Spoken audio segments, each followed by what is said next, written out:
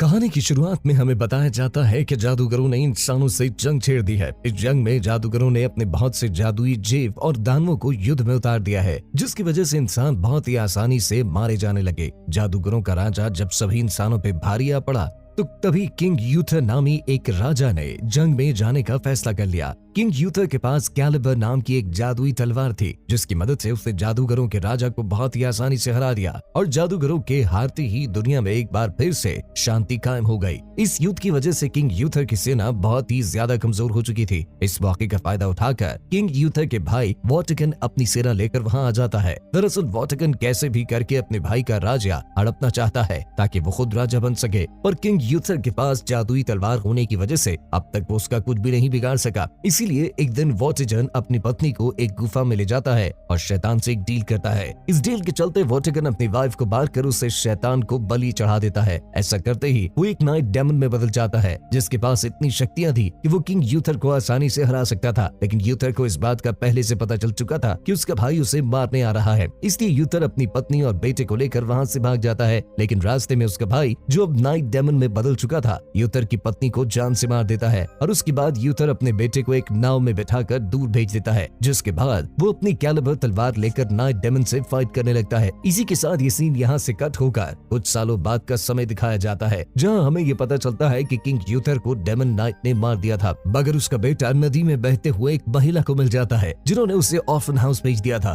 दूसरी तरफ वॉटिकन ने खुद को नया राजा बना लिया था और उसके राज्य के लोग उससे बहुत ज्यादा डरा करते थे, क्योंकि वॉटिकन एक बुरा राजा था। वहीं उसने उस टावर का रिकंस्ट्रक्शन भी शुरू करवा दिया होता है, जिसकी मदद से जादूगरों को शक्तियां मिला करती थी और इंसान को ये डर था कि अगर ये टावर बन के तैयार हो गया तो जादूगरों को उनकी शक्तियां वापस मिल जाएंगी और ऐसा होते ही इंसानों और जादूगरों के बीच फिर से युद्ध शुरू हो सकता है। लेकिन वॉटिकन को इस बात का कोई डर नहीं होता। इंसानों और जादूगरों में दोबारा से जंग शुरू हो सकती है, क्योंकि वो खुद भी जादूगरों के साथ काफी सालों तक रहा था, इसलिए उसे भी छोटा मोटा जादू करना आता था। वॉटिकन उस टावर को दोबारा से बनवा कर उसकी जादुई शक्तियों को हासिल करके दुनिया का सबसे शक्तिशाली इंसान बनने का सपना देख रहा होता है। इधर लंदन सिटी में किंग यूथर का बेटा आर्थर छोटी मोटी चोरियां करके अपना गुजारा किया करता और साथ ही वो चोरी के पैसों से गरीबों की मदद भी किया करता। इसी तरह 20 साल बीत जाते हैं और अब आर्थर भी बड़ा हो चुका होता है, जबकि दूसरी तरफ वॉटिकन का डार्क टावर भी बन चुका था। एक दिन नदी का पानी सूख जाता है, जहाँ पर सैनिकों को पत्थर की एक मूर्ति मिलती है जिसमें तलवार गड़ी हुई थी। ये देखते ही वो सभी उस तलवार को निकालने की कोशिश करते हैं, लेकिन कोई भी उस तलवार को नहीं निकाल पाता। इसलिए वॉटिकन आदेश देता है कि आसपास के गाँव और शहरों से लोगों को बुलाया जाए ताकि वो लोग उस तलवार को निकालने की कोशिश करें। वॉटिकन के सैनिक आर्थर को भी बाकियों के साथ पकड़ ले आते हैं, लेकिन अब तक कोई भी उस तलवार को निकालने में सफल नहीं हो पाया था। जहां आर्थर को भी तलवार निकालने का ऑर्डर दिया जाता है। अब आर्थर जैसे ही उस तलवार को टच करता है, वैसे ही उसे कुछ विजन्स आने लगते हैं, लेकिन वो उस तलवार को खींचकर पत्थर से बाहर निकाल लेता है। ये देख के सभी हैरान रह जाते हैं और वॉटिकन को भी समझ आ जाता है कि आर्थर ही किंग यूथर का बेटा है, क्योंकि वो तलवार कोई आम तलवार नहीं बल्कि किंग यूथर की कैलिबर तलवार होती है, जिससे यूथर ने पिछले युद्ध में जादूगरों के राजा को हराया था। हालांकि तलवार की शक्तियों के कारण आर्थर बेहोश हो जाता है और वॉटिकन के साथ साथ राज्य के लोगों को भी पता चल जाता है कि आर्थर ही यूथर का बेटा है। अब इससे पहले कि राज्य के लोग वॉटिकन के खिलाफ बगावत करते, वो आर्थर को जेल में डलवा देता है और जेल में आर्थर से मिलने जाता है, जहाँ वो आर्थर से कहता है कि मैं कल तुम्हें सबके सामने उस तलवार को उठाने के लिए कहूंगा, लेकिन तुम उस तलवार को मत उठाना। अगर तुमने मेरी बात नहीं मानी तो मैं जेल में कैद तुम्हारी बाकी साथियों को जान से मरवा दूंगा। फिर अगले दिन आर्थर से कहा जाता है कि वो उस तलवार को उठाकर उसकी शक्तियों का प्रयोग करे, लेकिन आर्थर ऐसा नहीं करता। इस पर वॉटिकन अपने राज्य के लोगों से कहता है कि आर्थर किंग यूथर का बेटा नहीं है और ऐसा कह के वो उसे मौत की सजा सुना देता है। अब इससे पहले कि आर्थर को मौत की सजा दी जाती, वहाँ मैग नामी एक जादूगरनी, जिसके अंदर जानवरों को कंट्रोल करने की शक्तियां होती है, वो काफी सारे जानवरों को कंट्रोल करके वॉटिकन के सैनिकों पर हमला करवा देती है। तभी वहाँ यूथर के आदमी आकर आर्थर की जान बचाकर भगा ले जाते हैं। वो सभी आर्थर को बचाकर अपने इलाके में ले जाते हैं, जहाँ आर्थर एक बार फिर उस तलवार को उठाता है, लेकिन ऐसा करने से वो दोबारा से बेहोश हो जाता है। यहाँ पर सभी लोगों ने आर्थर को अपना राजा मान लिया होता है, लेकिन आर्थर को इस बात पर विश्वास ही नहीं होता कि वो उनका राजा है।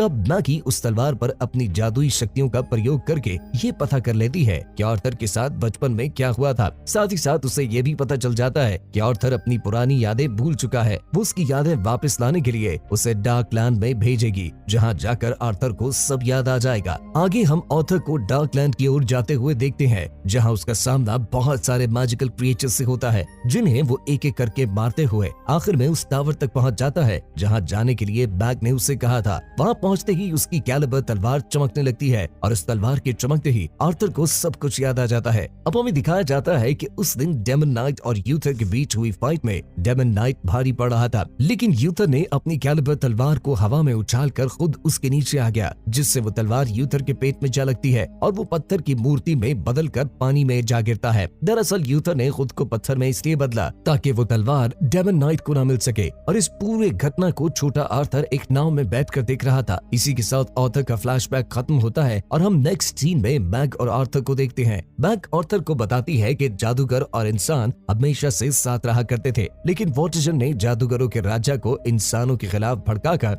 युद्ध शुरू करवा दिया, क्योंकि वॉर्टिजन खुद अपने भाई की जगह राजा बनना चाहता था। तब जादूगरों के राजा ने उस टावर की शक्तियों को अनलॉक करके इंसानों के खिलाफ हुए सभी युद्ध को जीत लिया, लेकिन आखिर में किंग यूथर ने उस जादूगर को हरा के उसके डार्क टावर को ही नष्ट कर दिया, क्योंकि उसकी काली शक्तियां उसी डार्क टावर से आती थीं। और साथ ही किंग यूथर ने अपनी कैलिबर तलवार को अपने खून से जोड़ दिया, यानी अब वो तलवार उसके ही वंशज के लोग कंट्रोल कर पाएंगे। जैसे किंग यूथर के बाद आर्थर ही उस तलवार को इस्तेमाल कर पाएगा और उसके बाद आर्थर का बेटा। मैग आगे बताती है कि वॉर्टिजन उस डार्क टावर को और भी ज्यादा ऊंचा करवा रहा है, और वो टावर जितना ज्यादा ऊंचा होगा वॉर्टिजन की शक्तियां भी उतनी ही ज्यादा बढ़ती जाएंगी। इसीलिए हमें वॉर्टिजन को रोकना होगा, वरना बाद में उसे कैलिबर तलवार से भी नहीं रोका जा सकेगा। जिसके बाद आर्थर और उसके साथी ब्रिटेन देश के एक पावरफुल फैमिली के लोगों से मिलते हैं, जिनके पास बहुत सारे पैसे, हथियार और एक मजबूत आर्मी भी थी। यहाँ आर्थर उन्हें समझाता है कि वो किंग यूथर का बेटा है, जो इस राज्य का असली वारिस है। ये सुनकर वो परिवार भी आर्थर का साथ देने के लिए तैयार हो जाता है, और अब उनका सबसे पहला मिशन डार्क टावर को कंप्लीट होने से रोकना है, जिसके लिए वो लोग एक शिप को पूरी तरह से बर्बाद कर देते हैं, क्योंकि उसी शिप में डार्क टावर को बनाने का रॉ मटेरियल ले जाया जा रहा था। साथ ही वो लोग वॉर्टिजन के कासल में भी आग लगा देते हैं। इस सब के बाद वॉर्टिजन को मारने की प्लानिंग में लग जाते हैं, लेकिन वॉर्टिजन को उनके प्लान का पता चल जाता है, इसीलिए वो अपना एक बहरूपिया तैयार करता है, जिससे आर्थर का एक साथी तीर चलाकर जान से मार देता है। अब उसके मरते ही वॉर्टिजन के सैनिकों को आर्थर के साथियों की लोकेशन का पता चल जाता है कि आखिर वो लोग कहाँ छुपे हुए हैं, जिसके बाद वो लोग बैंक को भी पकड़ लेते हैं। आर्थर अपने साथियों को मुसीबत में फंसा देखकर अपनी कैलिबर तलवार को उठा लेता है,